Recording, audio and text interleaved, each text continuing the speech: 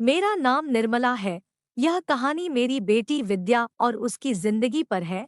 मैं नागपुर के एक छोटे से कस्बे के रहने वाली हूँ।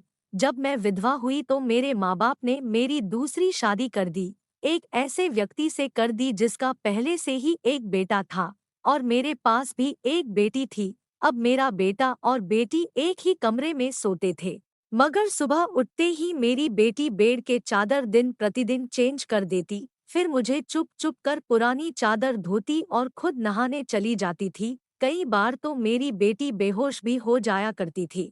वह दिन ब दिन बहुत कमजोर होती जा रही थी। एक दिन सुबह उठकर मैं जल्दी से बेटी के कमरे में चली गई, मगर आगे का माहौल देखकर मैं शर्म से पानी पानी हो गई। दिल से एक यही बात निकली कि भगवान ऐसा मंजर कभी किसी माँ को ना दिखाएं, क्योंकि वह मेरी बेटी और बेटा। मैं शादी के 4 साल बाद ही विधवा हो गई थी। उस वक्त मेरी उम्र 20 साल थी, क्योंकि मेरे माँ बाप ने मेरी शादी 16 साल की उम्र में ही कर दी थी। मैं अपने माँ बाप की इकलौती बेटी थी, मगर मुझे ऐसा लगता था मैं उन पर एक बहुत बड़ा बोझ हूँ, मानो जैसे कि मैं उनकी बेटी ही नहीं थी। मेरे पैदा होने के बाद ही मेरी माँ कोई खुशी नहीं देख पाई थी, और मेरे पिता, उनको तो बेटे की बहुत चाहत थी, इसीलिए वो मुझे नापसंद करते थे और हमेशा ही मुझे अलग रहते थे। मुझे दिल से प्यार नहीं करते थे। वह मुझे अपना मानते भी नहीं थे और मुझ पर बहुत गुस्सा करते थे। कुछ खानदानी शक्तियों की वजह से मेरे पिता दूसरी शादी भी नहीं कर सके। बस इसी कारण वह मुझे बहुत नफरत करते थे। हर वक्त मुझे सख्ती से ही बात करते थे और इसी वजह से उन्होंने मेरी शादी भी जल्दी ही करवा दी थी। मेरा पति सरकारी स्कूल में एक शिक्षक थे। हमारी एक 4 साल की बेटी भी थी, मगर एक दिन विद्यालय से आते हुए रास्ते में उनका एक्सीडेंट हो गया और मौके पर ही उनकी मृत्यु हो गई। वह मेरा साथ छोड़ गए। वह दिन मेरे लिए किसी कयामत से कम नहीं था। मुझ पर तो परेशानियों के पहाड़ ही टूट पड़े थे। कुछ दिन गुजरने के बाद मेरे सास ससुर ने भी मुझे मेरे माँ बाप के घर भेज दिया। शायद उन पर भी मैं बोझ ही थी। वो भी मुझे अच्छा नहीं समझते थे।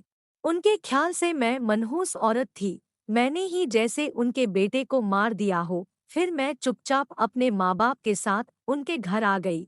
मेरे माँ बाप भी मुझे बोझ ही समझते थे। मैं अपनी बेटी को सीने से लगाकर अकेले अकेले बहुत रोती थी। फिर कुछ दिन बाद मेरे माँ बाप ने मेरी दूसरी शादी कर दी। एक ऐसे व्यक्ति से कर दी जिसका पहले से ही एक बेटा था और मेरे पास भी एक बेटी थी। हम दोनों एक जैसे थे, इसलिए हमारी शादी हो गई, वरना मेरे तो अच्छे रिश्ते भी नहीं आते थे। उसका बेटा मेरी बेटी से 2 साल छोटा था। उसके बेटे का नाम कमल था और मेरी बेटी का नाम विद्या था।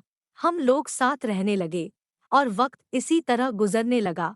देखते ही देखते विद्या 18 साल की हो गई और कमल 16 साल का हो गया।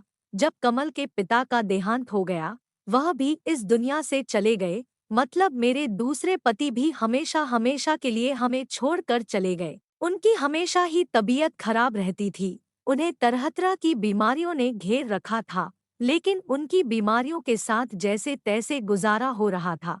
उनके जाने के बाद मानो जैसे घर की रौनक ही उड़ गई हो। हमारा अपना मकान था, इसीलिए घर की चिंता नहीं होती थी और मेरे घर में ही एक किराना की छोटी सी दुकान थी। एक दिन जब हम सब लोग सो रहे थे, फिर अचानक ही बहुत जोर से आवाज आई। मेरा तो दिल बैठ गया। मैं बहुत घबरा गई थी और डर भी गई थी। मैंने देखा कि आवाज तो कमल के कमरे से आई है। मैं उसके कमरे की तरफ दौड़ी तो मैं देखते ही हैरान रह गई। कमरे की छत गिर गई थी। यह देखकर मैं घबरा गई थी कि कहीं कमल तो इस छत के नीचे नहीं दब गया। जब मैं करीब गई और मैंने जाकर देखा तो कमल बिस्तर में नहीं था। वो बाथरूम जाने के लिए उठा था। इसी वजह से उसकी जान बच गई, क्योंकि उसके कमरे की छत गिर गई थी। मैंने ईश्वर से धन्यवाद किया कि यह तो अच्छा हुआ कि कमल को कोई चोट नहीं आई। अगर उसको कुछ हो जाता तो मैं उसके स्वर्गवासी पिता को क्या मुंह दिखाती। लेकिन अब हमारे पास इतने पैसे नहीं थे कि हम उस छत को दोबारा ढलवा सकते। कमरे का तो कबाड़ा ही बन गया था। सारी छत गिर चुकी थी और हमने उसको उसके हाल पर ही छोड़ दिया। उसके बाद मैंने अपने लिए अपना बिस्तर रसोई में ही डाल दिया और कमरे में दोनों बच्चों को सोने के लिए कहा, क्योंकि बाहर तो बहुत ज्यादा सर्दी थी और बाहर कोई सो भी नहीं सकता था। और कमरे में एक बेड और एक चारपाई ही थी, दो लोग भी बहुत मुश्किल से सो पाते थे। अब वह दोनों एक ही कमरे में सोते थे। मजबूरी थी, क्या कर सकते थे। एक कमरे में तो दुकान थी और मेरे पति ने घर में 3 ही तो कमरे बनवाए थे। यूं तो हम 3 लोगों के हिसाब से कमरे ठीक थे, लेकिन एक कमरा दुकान के लिए भी तो जरूरी था। अब मजबूरी थी, क्या कर सकते थे, गुजारा तो करना ही था। एक दिन मेरा बेटा बेटी के कमरे में सोया तो सुबह सुबह कुछ ऐसा हुआ कि मैं चकित रह गई। कमल तो सवेरे उठकर नाश्ता करने भी बैठ गया था, जबकि विद्या अभी तक सो रही थी। वह तो इतनी देर तक नहीं सोती थी, लेकिन आज वो इतनी देर तक क्यों सो रही थी। उसकी आदत थी कि वह सुबह जल्दी उठ जाया करती थी। मैंने उसको आवाज भी दी तो वो उठ नहीं रही थी। थोड़ी देर के बाद मैंने उसके कमरे में जाकर उसको देखा तो पता चला कि वह बेहोश हो चुकी थी। मैं बुरी तरह से घबरा गई थी कि उसको क्या हो गया। मैंने फौरन ही कमल को बोला कि पास के ही डॉक्टर को घर बुलाओ। डॉक्टर घर पर आया तो डॉक्टर ने कहा कि यह बेहोश हो गई है। लड़की काफी कमजोर है, खून की भी कमी है। कोई भारी काम इससे मत करवाना, बस आराम ही करवाना। फल और अच्छा खाना वगैरह खिलाएं, ठीक हो जाएगी। जब विद्या को होश आया तो मैं उसके पास गई और मैंने उससे पूछा कि तुम्हें क्या हो गया था। तो वह कहने लगी कि बस ऐसे ही बैठे बैठे मुझे चक्कर आने लगे थे और मैं बेहोश हो गई थी। मैंने अपनी बेटी को कहा कि तुम आराम करो, मैं तुम्हारे लिए नाश्ता बना कर लाती हूँ। जब मैं नाश्ता लेकर आई और मैंने आकर देखा वह अपने कमरे में नहीं थी और कमरे के बिस्तर पर चादर भी नहीं थी। मैंने बाहर जाकर उसको देखा तो वह इस चादर को बैठकर धो रही थी। मैंने उससे पूछा, तुम यह चादर क्यों धो रही हो, तुम्हारी तो तबीयत ठीक नहीं है। डॉक्टर ने तुम्हें आराम करने के लिए कहा है। मैं उस पर बहुत चिल्लाई और कहा कि यहाँ से उठो और अपने कमरे में जाओ और नाश्ता करो, कुछ खाओ पियो, तभी तो तुम ठीक होगी। उसने कहा, नहीं नहीं, मुझे यह चादर साफ करना जरूरी है। बिस्तर पर बिछाने के लिए हमारे घर में एक ही तो चादर है। मैंने कहा कि अचानक से यह चादर धोने का भूत तुम्हारे सर पर क्यों सवार हो गया है। इतनी तो चादर गंदी नहीं थी जो तुम उसको धोने के लिए बैठ गई। छोड़ दो इसे, मैं खुद इस चादर को धो दूंगी, उठो यहाँ से। उसने मेरी बात नहीं मानी और चादर को छत पर सुखाने के लिए चली गई। उसके बाद ही उसने नाश्ता किया। फिर थोड़ी देर के लिए वह सो गई और कमल भी काम पर जा चुका था। उसको सिर्फ मैंने हाई स्कूल तक ही पढ़ाई करवाई थी और वह कपड़े की दुकान पर काम करता था। वह बहुत ही मेहनती था। घरवाली दुकान तो मैं खुद ही चला लिया करती थी। वैसे भी उस दुकान में ज्यादातर बच्चे ही आते थे। दिन इसी तरह से गुजर रहा था। उस दिन कमल ने मुझे कहा, आज मैं खाना खा कर आया हूँ। वह देर से आया था और विद्या भी पहले से ही कमरे में सो चुकी थी। वह भी जाकर कमरे में सो गया। मैंने भी रसोई में अपनी चारपाई डाल रखी थी। जगह बदलने की वजह से मुझे नींद नहीं आ रही थी। मैं अपने पति को याद ही कर रही थी। दूसरा पति मेरा बहुत अच्छा था, मेरा बहुत ख्याल रखता था। उसने कभी भी मुझे पहले शादी का ताना नहीं दिया था और मेरी बेटी को वो हमेशा अपनी ही बेटी समझता था। और मैंने भी कमल को कभी नहीं बताया था कि वो मेरा सौतेला बेटा है। वह मुझे सगे माँ से भी ज्यादा प्यार करता था और मेरा कहना भी मानता था। वह उस घर में अकेला ही मर्द था। वह हमारा इकलौता ही सहारा था, वरना हम दो औरतें कहाँ जाती। वह काम भी अच्छे तरीके से कर रहा था। मैंने उसे कहा भी था कि वह आगे की पढ़ाई प्राइवेट पढ़ ले, क्योंकि अगर उसके पास कोई अच्छी डिग्री होगी तो नौकरी भी अच्छी मिल जाएगी। वह मेरी बात मान लेता था। सुबह सुबह फिर से कुछ ऐसा हुआ कि मैं हैरान रह गई। विद्या फिर से बेहोश हो चुकी थी। वह बिल्कुल पीली पड़ गई थी। फिर मैंने डॉक्टर को बुलवाया। डॉक्टर ने वही बात कही कि मैंने आराम करने को कहा था। इसको खाने में क्या खिलाया था आपने? मैंने उनको सारी बात बताई। मैंने कहा कि वही दाल सब्जी खिलाई थी और फल भी खिलाए थे। पूरा दिन कोई काम भी नहीं करवाया था। तो डॉक्टर ने कहा कि दोबारा से कैसे इतनी कमजोरी हो गई। आप इस बात को सीरियस लीजिए, नहीं तो आपकी बेटी की जान को खतरा हो सकता है। क्योंकि इस तरह से अचानक बेहोश हो जाना और कई घंटा तक बेहोश रहना कोई मामूली बात नहीं है। डॉक्टर ने शांति से सारी बात बताई और कुछ देर बाद वह चले गए। फिर जब विद्या को होश आया तो मैंने उससे कहा कि तुमने फिर से अब कोई काम किया तो मुझसे बुरा कोई नहीं होगा। लेकिन थोड़ी देर बाद जब मैं उसके कमरे में दोबारा गई तो मैं यह देखकर हैरान हो गई कि वह क्या कर रही है। वह तो फिर से बेड की चादर को धो रही थी। इस बार मैं उसे दूर से देख रही थी क्योंकि जो भी वह कर रही थी वह सब कुछ मामूली नहीं था। वह तो फिर से बेड की चादर को धो रही थी। इस बार मैं उसे दूर से देख रही थी क्योंकि जो भी वह कर रही थी वह सब कुछ मामूली नहीं था। और बेहोश भी तभी से हो रही थी जब मेरे बेटे ने उसके कमरे में सोना शुरू किया था। कमल उसके लिए था तो सौतेला भाई, लेकिन बचपन से दोनों एक साथ ही पले बड़े हैं। उन दोनों में तो भाई बहनों जैसी मोहब्बत थी। फिर ऐसा क्या हो रहा था? मेरी बेटी की तबीयत दिन-ब-दिन क्यों खराब होती जा रही थी? मैं रोती और सोचती रहती कि यह सब कुछ क्या हो रहा है। एक औरत कमजोर तब होती है जब वह बच्चे पैदा करती है, तो उसके अंदर बिल्कुल भी ताकत नहीं रहती। लेकिन जवान लड़कियां यूं बेहोश होने लगे यह तो कोई नॉर्मल बात नहीं थी। दूसरे ही दिन उसने चादर धोकर छत पर सुखाई। वह आसपास भी मुझे ही देख रही थी कि जैसे मैंने उसे देखा तो नहीं है। मैं रसोई की खिड़की से यह सब कुछ देख रही थी। मैंने भी उसको ऐसा एहसास नहीं होने दिया जैसे मैं उसको देख रही हूँ। लेकिन मेरी बेटी क्या कर रही थी? वह फिर से बिस्तर पर आकर लेट गई और उसने अपने ऊपर वाली चादर को और ओढ़ लिया ताकि मुझे कुछ पता ना चले नीचे वाली चादर है या नहीं। मैंने उसको नाश्ता करवाया और दवाई दी। दुकान अच्छी नहीं चल रही थी। हमारी दुकान पर कोई बड़ा ग्राहक नहीं आता था। सिर्फ बच्चे ही गोलियां और टॉफियां लेने आते थे जो 5-10 रुपया देकर चले जाते। इसी तरह से तो काम नहीं चलने वाला था। मैं बहुत परेशान थी। लेकिन यह बात मैंने अपने बच्चों को कभी नहीं बताई। कमल को भी कुछ नहीं बताया क्योंकि वह पहले से ही नौकरी कर रहा था। अब अगर ऐसे में यह बात बता देती तो वह और भी ज्यादा परेशान हो जाता। लेकिन मैं खुद बहुत परेशान हो गई थी। ऊपर से डॉक्टर ने कहा था बेटी को अच्छी चीज खिलाओ। लेकिन घर में तो दाल रोटी के भी पूरे पैसे नहीं हो रहे थे। घर का खर्चा चलाना बहुत मुश्किल हो रहा था। लेकिन एक दिन कुछ बहुत ही अजीब हुआ। मैंने अपने बेटे कमल और विद्या को कुछ ऐसी बातें करते हुए सुना जिनकी मुझे बिल्कुल भी समझ नहीं आई। मेरे बेटे ने कहा, यह तुमने तो अभी से ही अपने तबीयत खराब कर ली है। इस तरह तो नहीं चलेगा। अगर तुम्हें इतनी परेशानी हो रही है तो फिर हम ये सब नहीं कर सकते। मेरी बेटी ने कहा कि नहीं, मुझे यह काम करना है।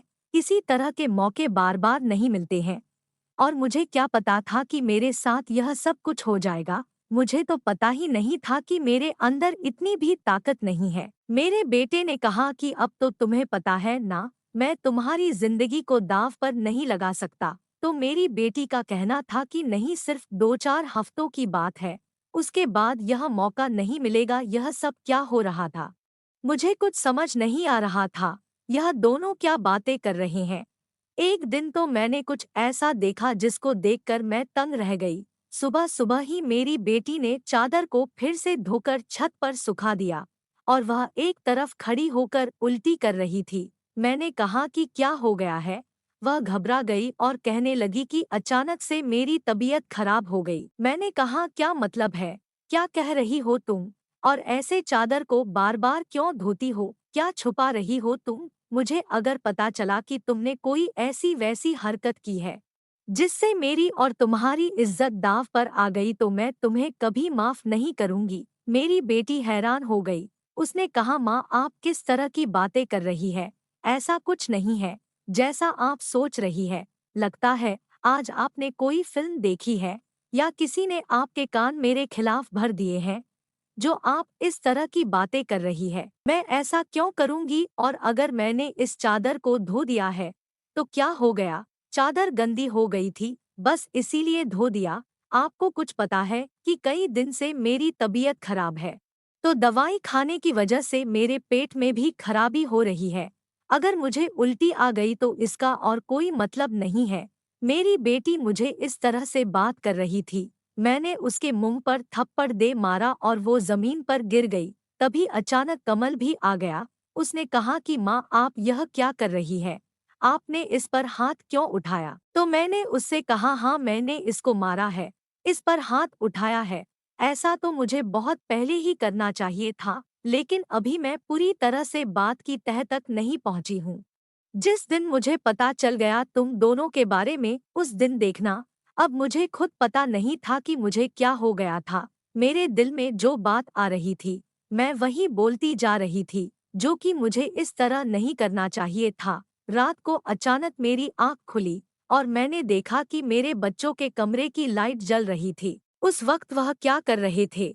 उनको तो इस समय सो जाना चाहिए था, और मुझे तो शाम को कह रहे थे कि आज हम जल्दी सो जाएंगे। मैं जब कमरे के करीब गई तो वह ना सिर्फ जाग रहे थे, बल्कि बातें भी कर रहे थे। किसी बात पर बहुत ज्यादा खुश हो रहे थे। मेरा बेटा कह रहा था कि तुम बहुत खुशकिस्मत हो, तो बेटी कहने लगी कि हाँ, खुशकिस्मत तो मैं हूँ, लेकिन कल फिर से जब मेरी तबीयत खराब होगी तो माँ मुझे देखकर बहुत परेशान हो जाएगी। कब तक ऐसा झूठ बोलेंगे? बेटा बोला, बस कुछ दिन और कर लेते हैं, फिर सब कुछ ठीक हो जाएगा। मैं उनकी बातें सुनकर हैरान रह गई। आज मुझे रहा नहीं गया। मैंने कमरे के दरवाजे को खोलने की कोशिश की तो मैं हैरान रह गई। उन्होंने दरवाजे को अंदर से बंद किया था। क्या वजह थी दरवाजा अंदर से बंद करने की? वैसे भी अब मौसम बदल रहा था, उनको दरवाजा खोलकर सोना चाहिए था। मैंने दरवाजे पर बार बार दस्तक देना शुरू कर दिया, लेकिन इस तरह से दस्तक देने के बावजूद भी उन लोगों ने दरवाजा खोलने में आधा घंटा लगा दिया। और उसके बाद जब मैंने कमरे में देखा तो उनके अलावा कमरे में कोई भी नहीं था, और वह दोनों ऐसी शक्ल बनाकर बैठे थे जैसे नींद से अभी अभी जागे हो। मैंने कहा, इतनी देर में दरवाजा क्यों खोला? तो कहने लगे, हम सो रहे थे। मैंने कहा कि झूठ मत बोला करो, तुम लोग जाग रहे थे और बातें कर रहे थे। उन्होंने कहा कि हम क्यों इस समय जागेंगे और क्यों बातें करेंगे? हमारा कौन सा कल पेपर है जो हम तैयारी करेंगे और जागेंगे? हम लोग तो सो रहे थे। मुझे उन दोनों की हरकतें समझ नहीं आ रही थी। मेरे पास बोलने के लिए कोई शब्द नहीं थे। मुझे उनकी बातें समझ नहीं आ रही थी, क्योंकि वह दोनों तो ऐसे ही बैठे थे जैसे नींद से अभी अभी जागे हो। उसके बाद मैंने उनको कुछ नहीं कहा और वहां से चली गई। लेकिन मैं सोचती थी कि कोई ना कोई गड़बड़ तो जरूर है। मैं यह देखकर हैरान रह गई।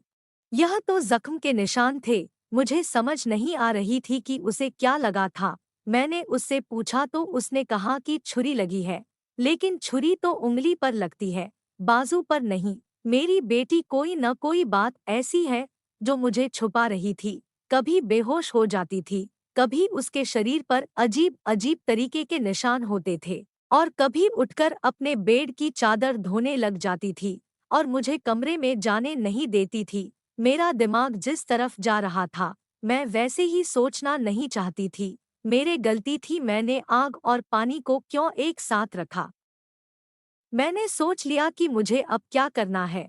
जवान लड़का और लड़की को मुझे एक साथ एक ही कमरे में नहीं सोने देना चाहिए था। गलती तो मेरी ही थी। मुझे इन सब बातों का ध्यान रखना चाहिए था। कमल था तो विद्या का सौतेला ही भाई। नियत बदलते देर नहीं लगती, और सौतेला भाई सौतेला तो फिर मैं कैसे सौतेले भाई बहन को एक साथ एक ही कमरे में सुला रही थी? यह मेरी ही गलती थी। जब हम ही बच्चों पर ध्यान नहीं देंगे, परेशानियां तो पैदा ही होगी।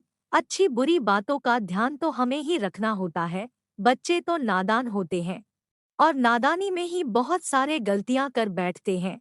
जैसे जैसे विचार मेरे दिमाग में आ रहे थे, अगर यह सारे विचार सही हो गए तो फिर सारा का सारा कसूर मेरा ही होगा। मैंने अपने बेटे और बेटी पर नजर रखी थी। एक दिन मेरा बेटा बेटी को कोई चीज लाकर दे रहा था। मैं छुपकर उनकी बातें सुनने लगी। उसने कहा कि यह तुम्हारी दवाई है, इस परेशानी के लिए यह दवाई ले लो तो सब कुछ ठीक हो जाएगा। उसने मेरी बेटी को छुपकर वह गोलियां दी। मैं परेशान हो गई, किस चीज की गोलियां उसको दे रहा है? आखिर ऐसी क्या बात है जो दोनों हल करना चाहते हैं? और उसके बारे में मुझे नहीं पता, और यह दवा भी कुछ अजीब से क्यों लग रही थी। मेरी बेटी ने भी वह दवाइयाँ फौरन से पकड़ ली और उनको अपने दुपट्टे के पल्लू में छुपा लिया। बेटे ने कहा कि रात को सोने से पहले खा लेना, तो फिर अगले दिन तुम बेहोश बिल्कुल भी नहीं होगी। और 2-3 दिन तक तो मेरी बेटी वाकई बेहोश नहीं हुई थी, लेकिन उसके बाद शायद उसकी वो गोलियां खत्म हो गई और एक दिन बाद फिर से मेरी बेटी बेहोश हो गई थी। मेरा बेटा भी घर पर नहीं था, इसीलिए मैंने आज फायदा उठाने के बारे में सोचा। मैंने वह चादर बहुत ही होशियारी से बेटी के नीचे से खींच ली और उसे धीरे से लेकर अपने कमरे में ले आई। मुझे खोल कर देखना था कि इस पर ऐसा क्या लगा होता था जिसकी वजह से मेरी बेटी सुबह उठते ही उसे धोना शुरू कर देती थी और यहाँ तक कि अपनी बीमारी का भी ख्याल नहीं करती है। जब मैंने चादर को खोल कर देखा तो पहले तो मुझे कुछ नजर नहीं आया, लेकिन जब मैंने ध्यान से देखा तो यह देखकर मैं हैरान रह गई कि उस चादर पर सफेद सफेद बाल थे और पूरी चादर बालों से भरी हुई थी। मुझे समझ नहीं आई यह किस चीज के बाल है, क्योंकि यह बाल बिल्कुल सफेद और छोटे छोटे बाल थे। मैं हैरान हो गई, लेकिन मुझे ये बात समझ नहीं आई। मैं सोचती रही कि ये सब कुछ क्या हो रहा है। मैं बेटा और बेटी की हरकतों पर नजर रख रही थी, इसलिए सब कुछ अपने दिमाग में सोच रही थी, लेकिन मैं किसी नतीजे पर नहीं पहुंची थी। तब तक मेरी बेटी को यह पता चल ही गया कि चादर मैंने देख ली है, तो वह मेरे पास आकर बैठ गई और कुछ अजीब सी घबराई हुई नजर से कहने लगी। उसके बाद मैंने उससे पूछ लिया कि क्या बात है, क्यों परेशान हो रही हो, तो उसने कहा कि माँ वह चादर कहाँ है। तो मैंने उससे कहा कि वह तो मैंने धोकर डाल दी है। यह कहकर वह मेरे पास से जाने लगी, तो मैंने उसका हाथ पकड़कर उसे रोक लिया और मैंने कहा कि मैं सब कुछ देख चुकी हूँ। उस चादर पर जो भी लगा हुआ था, मुझे बता दो यह सब कुछ क्या है। तुम मुझे इतने दिनों से क्या छुपा रही हो? मैं बहुत परेशान हो गई हूँ। मेरे दिमाग में बहुत बुरे बुरे विचार आ रहे हैं। वह मेरे पास बैठ गई और फिर मेरी बेटी ने मुझे ऐसी बात बताई कि मेरे कदमों तले से जमीन निकल गई। मेरी बेटी ने मुझे बताया कि माँ, जैसा आप समझ रही है वैसा बिल्कुल भी नहीं है। दरअसल हमने देख लिया था कि इस घर के हालात अच्छे नहीं चल रहे। घर की दुकान भी नहीं चल रही थी और भैया भी कुछ खास पैसे नहीं कमा रहे थे, लेकिन हमें ऐसा कोई काम नहीं मिल रहा था जो हम लोग कर पाते। फिर भैया के दोस्त ने उसको एक काम दिया। दरअसल उसने कुछ बहुत ही नकली किस्म के बिल्ली के बच्चे रखे हुए थे, लेकिन उनको संभालना उसके बस से बाहर था, इसलिए उसने हमें उन बच्चों को संभालने का काम दिया और उस काम के बहुत सारे पैसे दिए। दरअसल भैया भी पूरा दिन वही होते थे, लेकिन रात में भाई को आराम भी करना होता था, इसलिए उन बिल्ली के बच्चों को कमरे में ले आते थे और मैं उनको संभाल लेती थी। उनके बाल सुबह चादर पर लगे हुए थे, जिसको मैं सुबह को धो देती थी, क्योंकि हमें पता था कि आपको इस तरह की चीज अच्छी नहीं लगती और हम आपको यह सब कुछ बताना भी नहीं चाहते थे।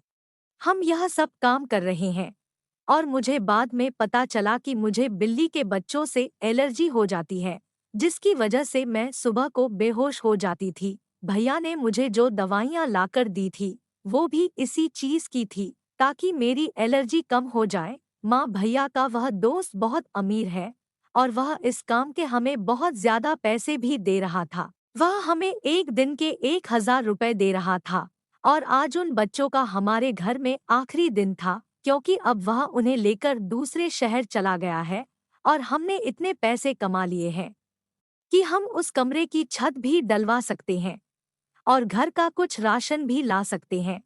हमें पता है कि आपको पालतू जानवर पसंद नहीं है, इसीलिए हमने आपको यह बात नहीं बताई थी, लेकिन आपने तो ना जाने हमारे बारे में क्या-क्या सोच लिया था।